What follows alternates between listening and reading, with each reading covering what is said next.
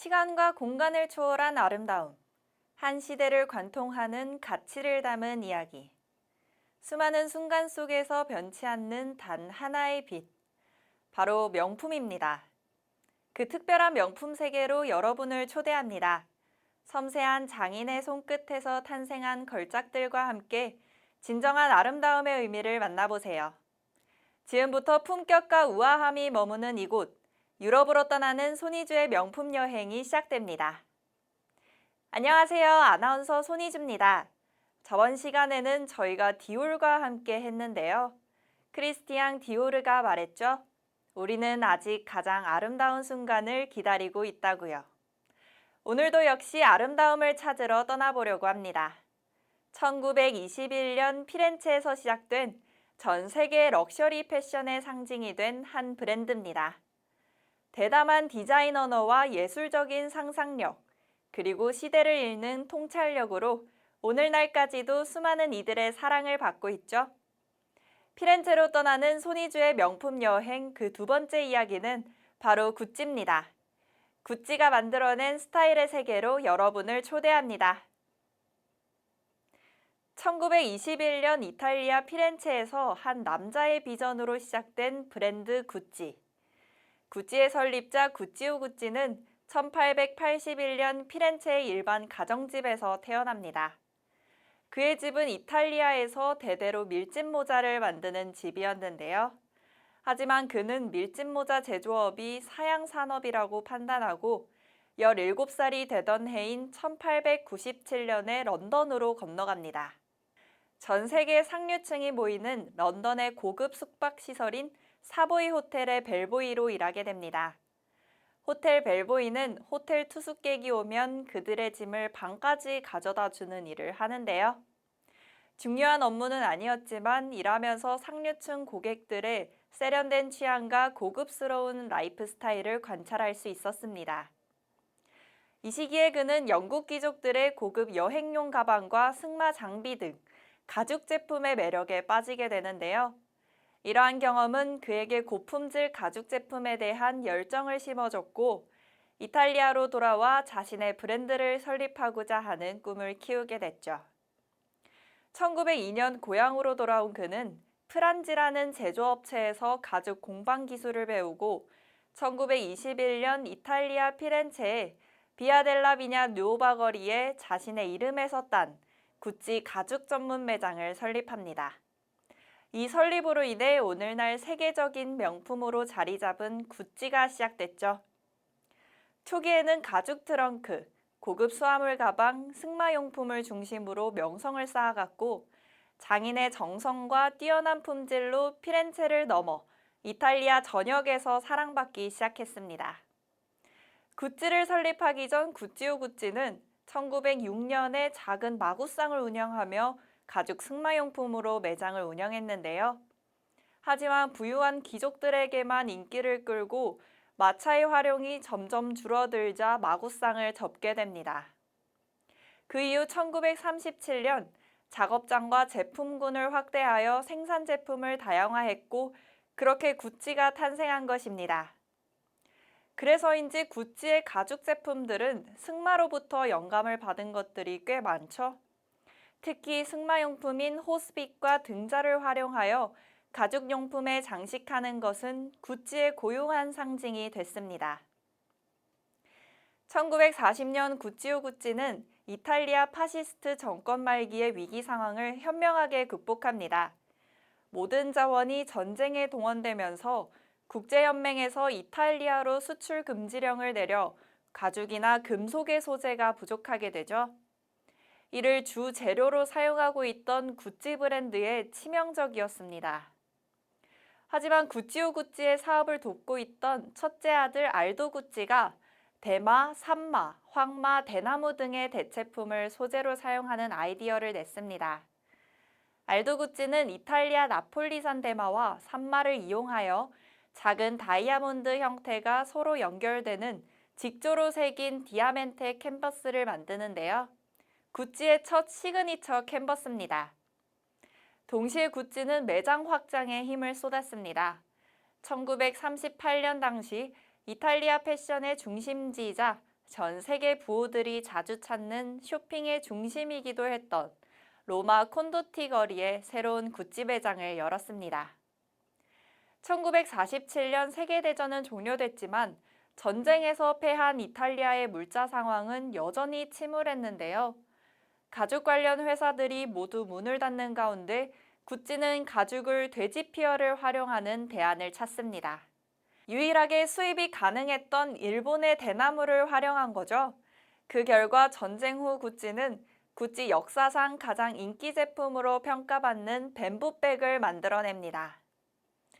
구찌오 구찌는 구찌를 직접 경영하는 한편 새 아들 알도 구찌, 바스코 구찌, 로돌포 구찌를 회사의 주주로서 경영에 참여시킵니다.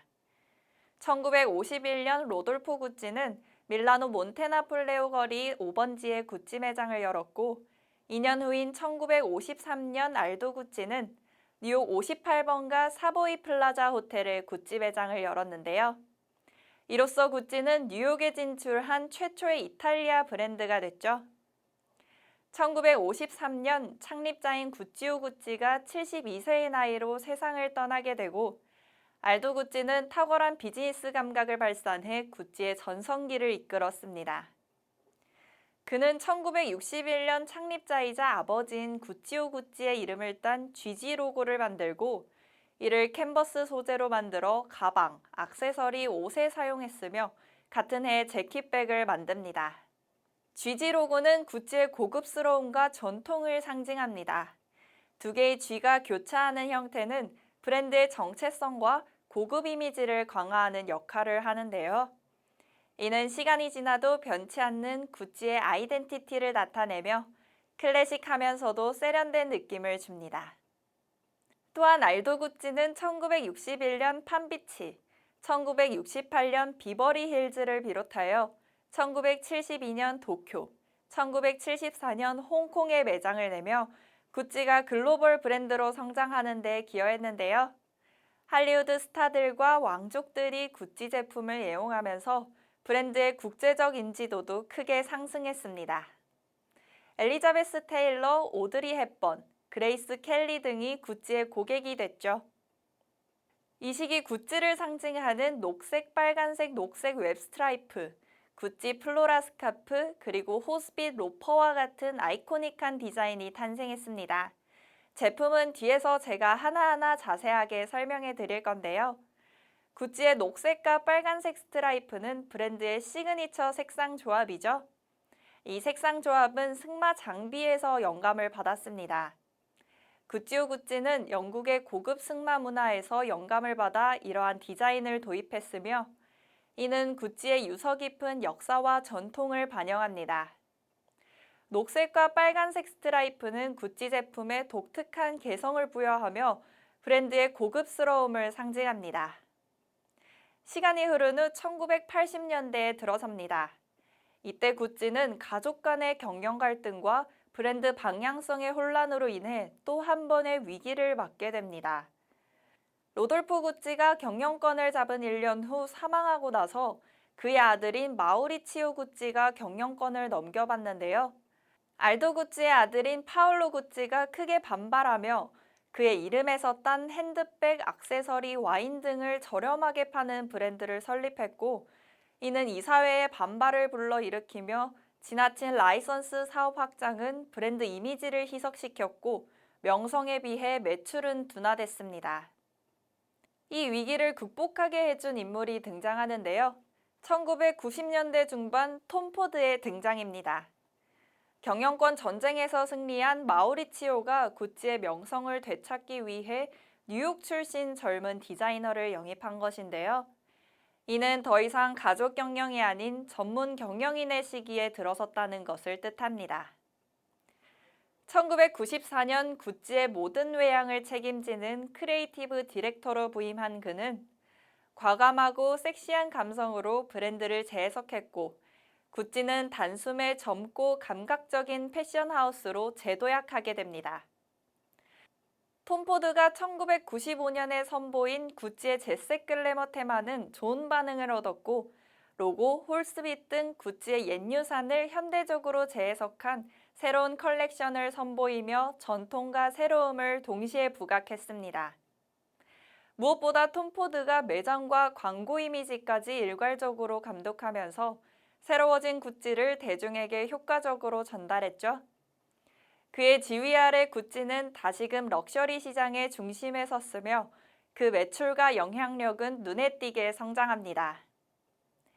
2004년 톰 포드와 CEO 자리에 있던 도메니코 데솔레가 재계약에 대한 이견을 좁히지 못하고 구찌를 떠나는데요. 그 이후 구찌는 3인 디자이너 체제가 시작됐습니다. 2006년 프리다 지아니니가 구찌 크리에이티브 디렉터를 역임하면서 구찌는 엄청난 성장을 거둡니다. 2007년 시장조사 전문 회사인 닐슨이 발표한 세계에서 가장 갖고 싶은 브랜드로 선정되기도 하죠. 하지만 마냥 성장세를 보인 건 아니었는데요. 뚜렷한 방향성 없이 흘러가던 구찌가 스스로 발전이 없는 함정에 빠지고 맙니다. 2015년 프리다 지아니니가 크리에이티브 디렉터 자리를 사퇴하며 이 자리에 알렉산드로 미켈레가 임명되는데요. 당시 유명하지 않았던 디자이너였기에 모두가 깜짝 놀라며 근심 어린 걱정과 편견의 시선을 보냈죠. 이미 완성된 지아니니의 컬렉션을 다시 구성해 선보일 시간은 단 5일. 그러나 그는 모두의 걱정을 찬사로 뒤바꿨습니다. 절제된 아름다움을 추구해온 구찌를 화려하고 로맨틱한 디자인은 물론 젠더리스트적인 요소까지 이전과 다른 모습으로 탈바꿈시킨 그에게 완벽한 미켈레의 쇼라는 찬사가 이어졌습니다. MZ세대를 중심으로 큰 반향을 일으킨 그는 구찌를 다시 한번 문화적 아이콘으로 자리매김하는 순간을 만들었죠. 다양한 디렉터들이 거쳐가며 현재 구찌는 독창적인 디자인과 높은 품질로 소비자들에게 큰 사랑을 받고 있습니다. 이렇게 구찌의 역사를 함께 만나봤는데요. 그럼 이제는 구찌를 대표한 상징 제품에 대해서도 한번 살펴봐야겠죠? 제가 준비한 제품은 앞서 말한 뱀부백, 홀스빗 로퍼, 재킷백, 그리고 쥐지마몽백, 플로라 스카프까지 총 5가지입니다. 먼저 뱀부백입니다.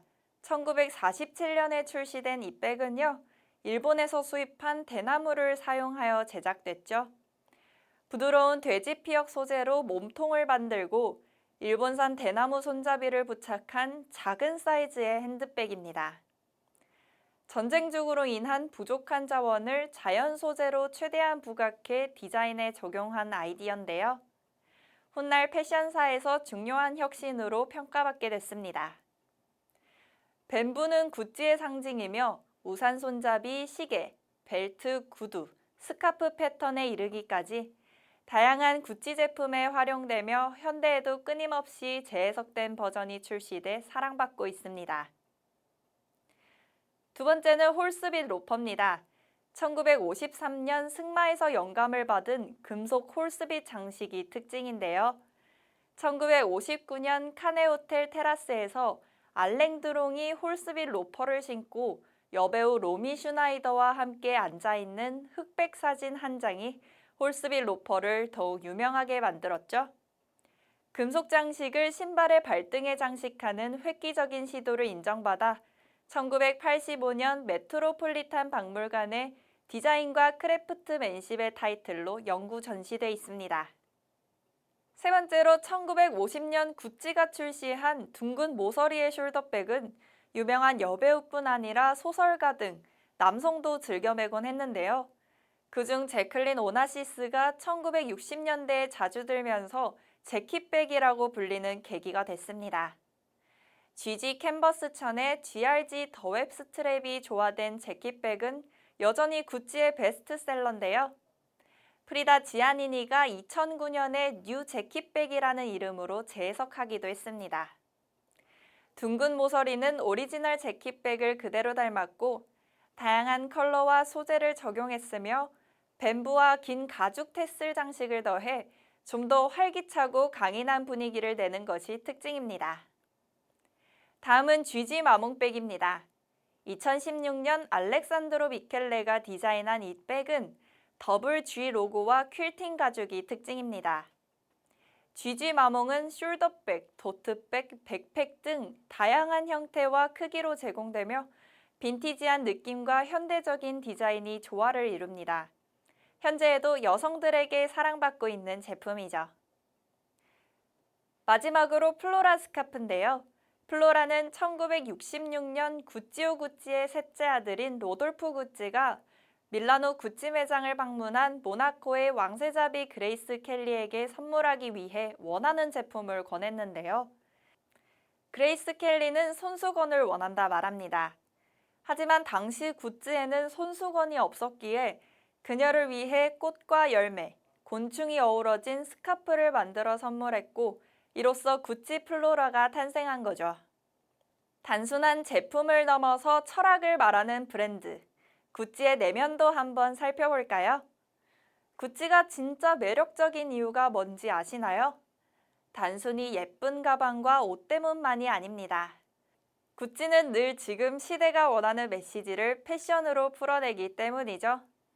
예를 들어 구찌는 패션계에서 젠더의 경계를 허무는 데 가장 앞장선 브랜드라고 할 수 있는데요. 남녀 구분 없이 입을 수 있는 유니섹스 라인, 화려한 컬렉션 속 드레스와 수트의 경계를 넘나드는 스타일, 모든 게 자기 자신답게 살아가는 것을 응원하는 브랜드의 철학을 말합니다. 알렉산드로 미켈레는 나는 패션을 통해 사람들에게 말하고 싶었다. 남이 원하는 모습이 아니라 내가 진짜 원하는 나의 모습으로 라는 말을 남겼습니다. 뿐만 아니라 구찌는 지속 가능한 패션에도 진심입니다. 2017년부터는 모피를 전혀 사용하지 않는 풀 프리 정책을 선언하며 지속 가능한 소재와 제작 공정을 꾸준히 도입하고 있는데요. 에코닐 탄소 중립 가죽 등 친환경 소재를 사용하며 환경에 미치는 영향을 최소화합니다. 그리고 2020년 구찌는 런웨이 컬렉션을 줄이고 시즌 개념에서 벗어난 새로운 발표 방식을 제안했죠. 패션은 더 느리고 의미 있어야 한다는 철학. 누군가에겐 명품이 될 수도 누군가에겐 자유의 상징이 될 수도 있는 구찌는 그렇게 사람마다 다른 의미로 존재합니다. 구찌는 앞으로 지속 가능한 혁신을 통해 새로운 세대의 소비자들에게 더욱 깊이 있는 가치를 제공할 가능성이 커 보입니다. 구찌는 단순한 패션이 아니라 문화라고 할 수 있는데요. 다양한 셀럽들과도 협업을 했습니다. 1950년대엔 오드리 헵번, 제키 케네디가 구찌백을 들며 럭셔리의 상징으로 만들었죠. 이후 시대가 바뀌면서 팝스타 리안나, 해리 스타일스, 빌리 아일리시 등 스타들이 구찌 아이템을 자신만의 개성으로 소화하며 쿨함의 정점을 보여줍니다. 그 중에서도 우리 K-팝 아티스트들이 존재감을 펼쳤는데요. 엑소의 멤버 카이는 다채로운 룩을 통해 아시아 시장에서의 브랜드 인지도를 높였습니다. 구찌는 영화 속에서도 하나의 배우처럼 등장했는데요. 영화 하우스 오브 구찌 보셨나요? 레이디 가가가 연기한 파트리치아 레지아니의 실화는 말 그대로 명품 패션판의 왕자의 게임입니다. 사랑, 배신, 질투 등 모든 감정이 담긴 실화를 영화로 보면서 브랜드의 이면을 들여다볼 수 있었죠. 구찌는 다양한 플랫폼을 통해 브랜드의 철학과 제품을 홍보합니다. 틱톡, 인스타그램 등 SNS에서 밈으로 자주 회자되곤 하는데요. 투머치 구찌, 구찌갱 이런 표현들이 자연스럽게 유행어가 됐을 만큼 구찌는 대중문화의 언어입니다. 오늘 우리는 하나의 브랜드, 그 이상의 존재를 만났습니다. 자기 자신을 표현하고 싶은 사람, 나의 경계를 넘어서고 싶은 사람. 구찌는 늘 그 길 위에 함께 있었습니다. 오늘 시청하면서 나도 언젠가 구찌 같은 브랜드를 만들고 싶다라는 생각이 들었다면 그건 이 브랜드가 가진 힘이겠죠? 구찌와 함께한 명품 세계, 여러분 어떠셨나요? 다음 시간에도 당신의 아름다움을 위한 선택을 준비하겠습니다. 당신의 하루가 구찌처럼 당당하고 아름답기를 바라며 우리는 다음 시간에 만나겠습니다. 고맙습니다.